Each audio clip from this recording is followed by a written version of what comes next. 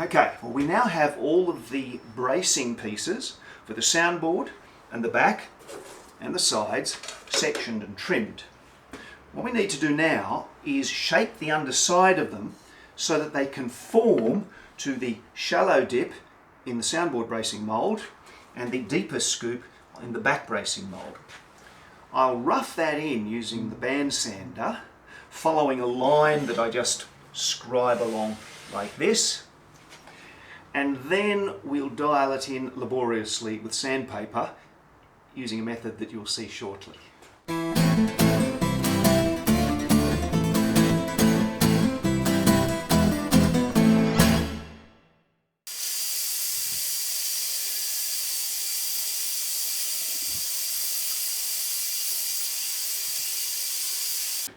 Well, these pieces are as close as you'd expect from the slapdash way we did it on the band sander, but the way we get it exactly is to clamp some sandpaper to the mould and then just work it back and forth until it fits. And the way we know is by drawing lines all across it, all across the bottom,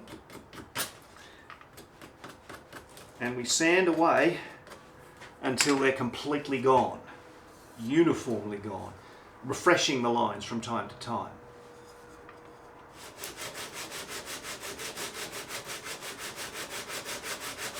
A lot of that. Now, because I've got a bit of arthritis in my fingers, I've made myself some holders and some other ones for the other pieces, but they make it very easy to rock the piece back and forth, which we don't want because that'll dome the edge. We want it to be as flat and as straight as we move it back and forth as humanly possible.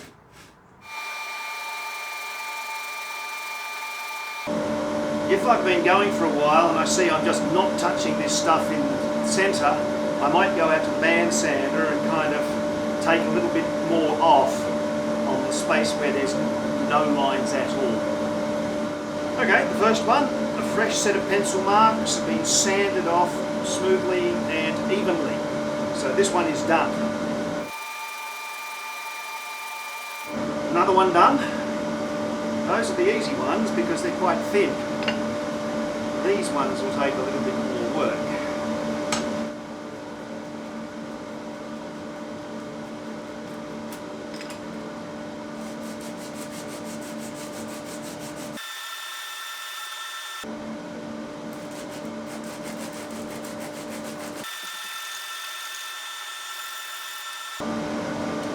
Out to band sander with this one.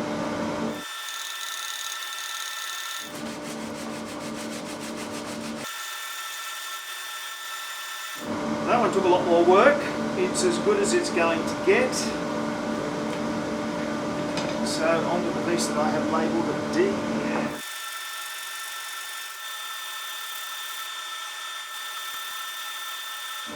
These four pieces are now sitting perfectly in the curved back bracing mould, so let's move on to the soundboard side.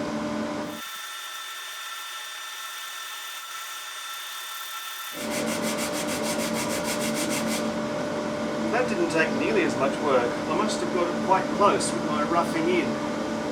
Let's do the final one.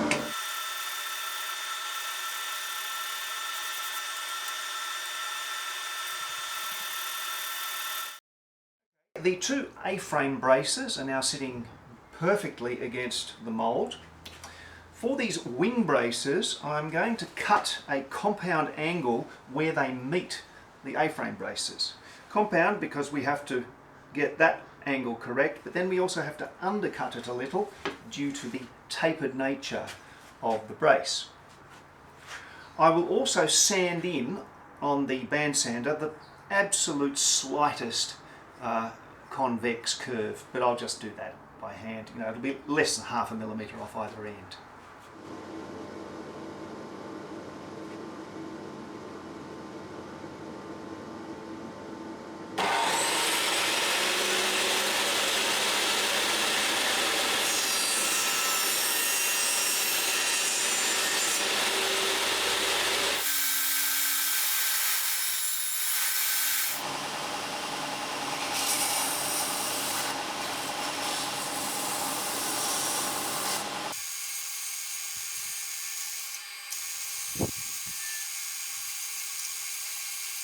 Earlier we said that the back identified as flat, but now it turns out he's curve curious. So we're going to be gluing in the braces, pressing the back down into the shape of the mould. I will be using regular clamps on the edge and fiberglass rods in the middle.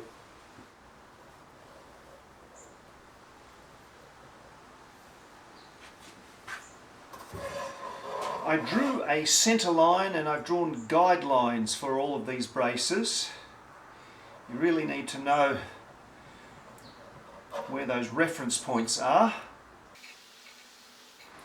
I've also labelled all of the braces and the positions on the back where the braces end and fit between, etc.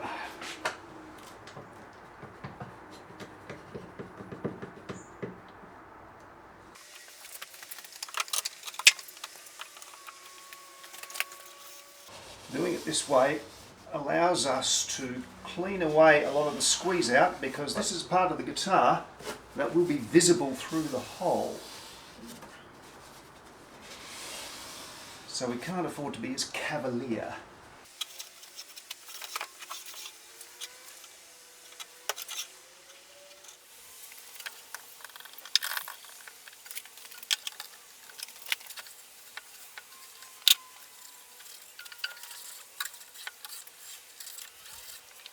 Those clamps and the stiffness of the wood aren't really enough to press the board down into the mould, but the fiberglass rod is. These smaller ones need a little bit more help sitting right. They want to wander. I'm going to need another clamp for that one.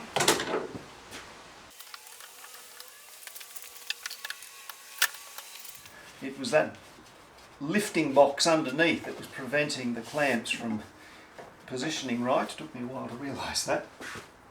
I used a different method last time I did this. I used go bar rods all around, and it didn't allow me to clean off the squeeze out as well as we should, as I'm doing now.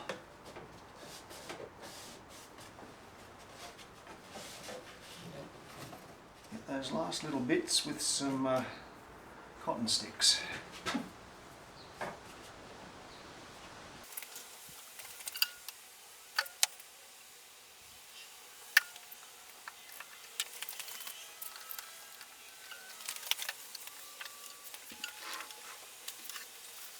Okay, we can wait for that to dry.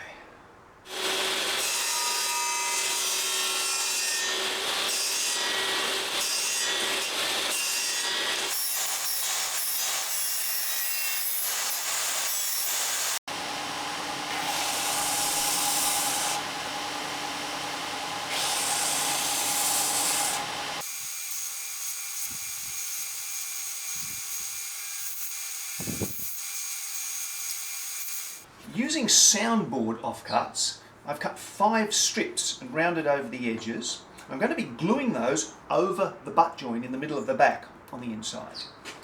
I won't glue the 2 end pieces yet, because they depend very precisely on the access port cover and the neck block. But I will glue the 3 middle pieces, because when we curve the back over the sides, it's going to be pushing together the wood at each end and trying to pull apart the wood in the middle. So the additional strength is going to be useful.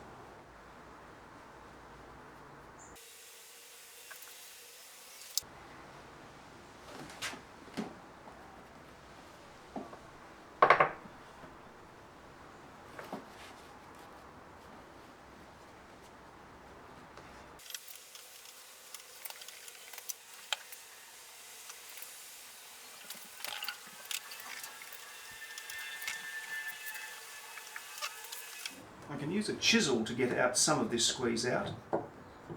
Just a little scrape inside the groove.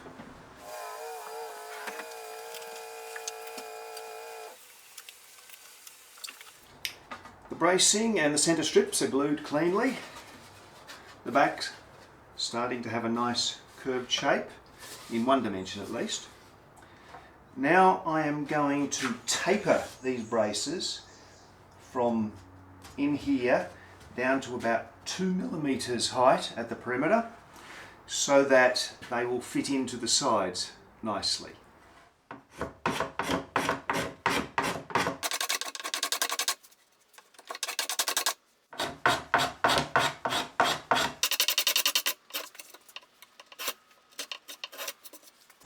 I'm just after straight lines here.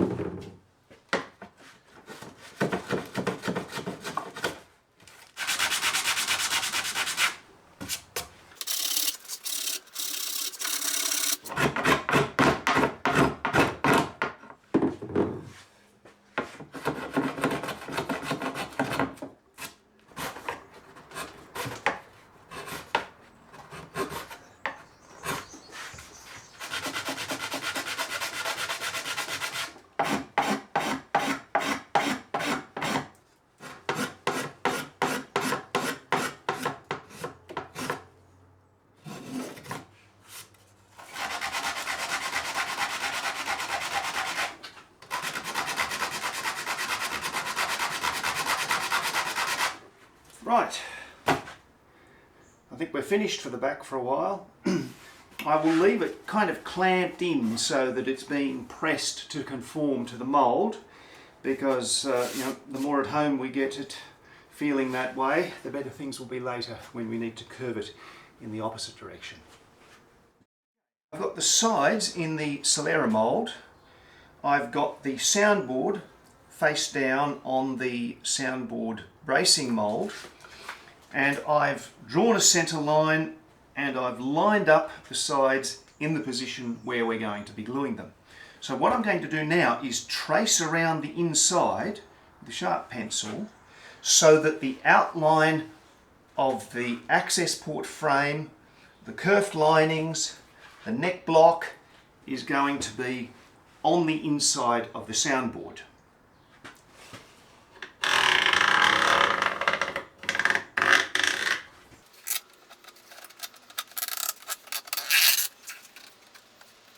These nut strips that we glued in last episode kind of stick out, so there's quite a complex shape that we're tracing here.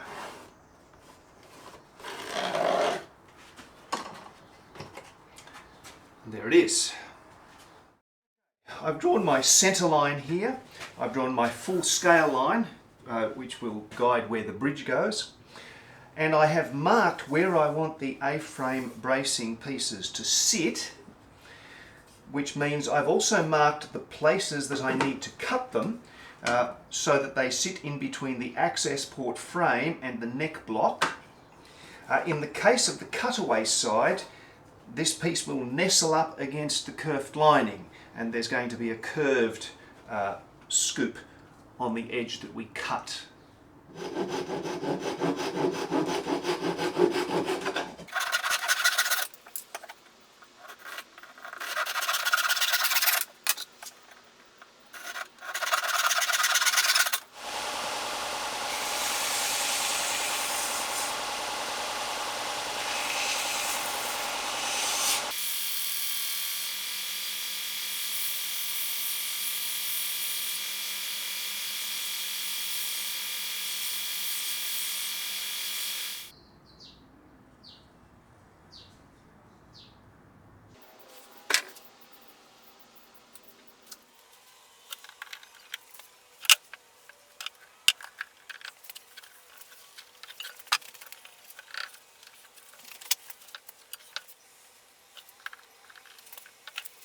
This is the trickier one because the cutaway has less access, and we're also clamping down on the area that we kind of scooped out to nestle against the curved lining.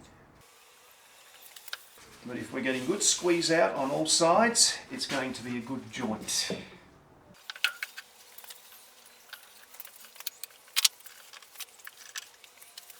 It's now time to taper the braces that we've just glued in. I'll be going from the full scale line up to the neck block, and from about 19 mils below that to the tail. And this time, instead of straight lines, we're going to be scalloping them.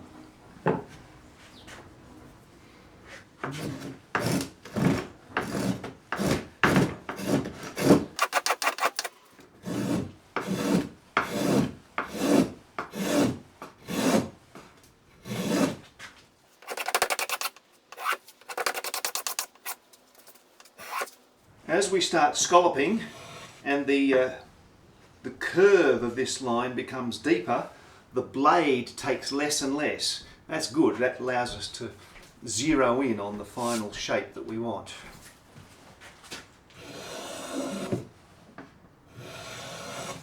That's about what I'm after. It's about 2 millimeters at the bottom, and the scalloping leaves a 5 millimeter gap with a nice circular profile. So we've just got to reproduce that on the other three.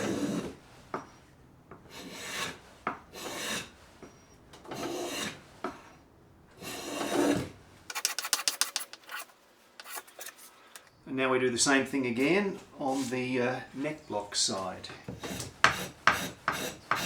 The two pieces are close together here, so we'll probably have to do them at kind of the same time so they don't interfere with each other.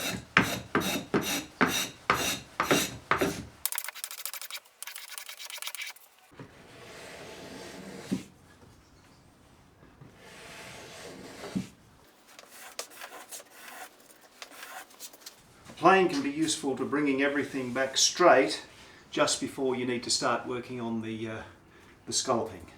I reckon I'm there on this one, so just one to go.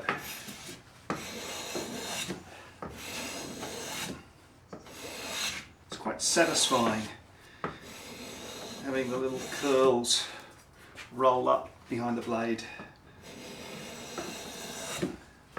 and feeling the curve as you draw it across.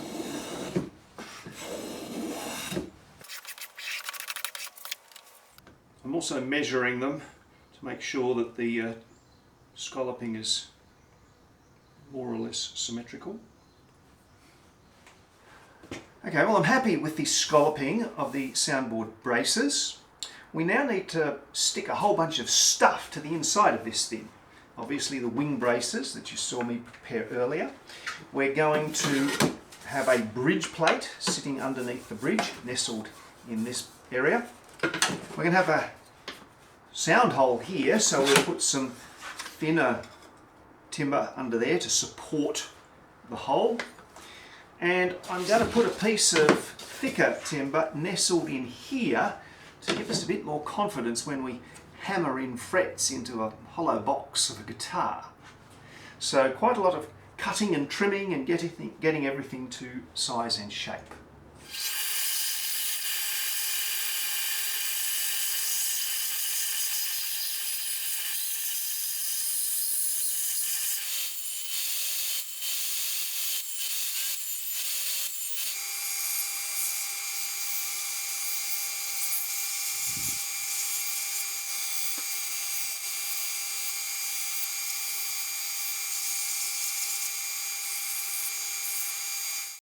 We have all of our pieces ready, the wing braces, the bridge plate, the neck end support and the sound hole support, and they all have spaces to wedge into firmly or lines to line up against.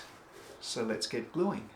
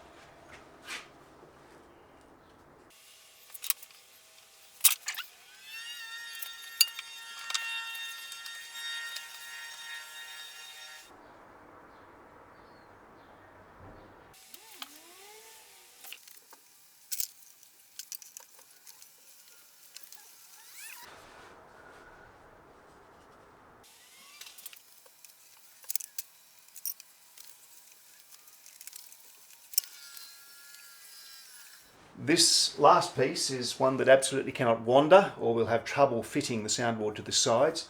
I'm also being very diligent on squeeze out, cleaning it away with a moistened tissue, because we absolutely need clean wood here for gluing the soundboard to the sides.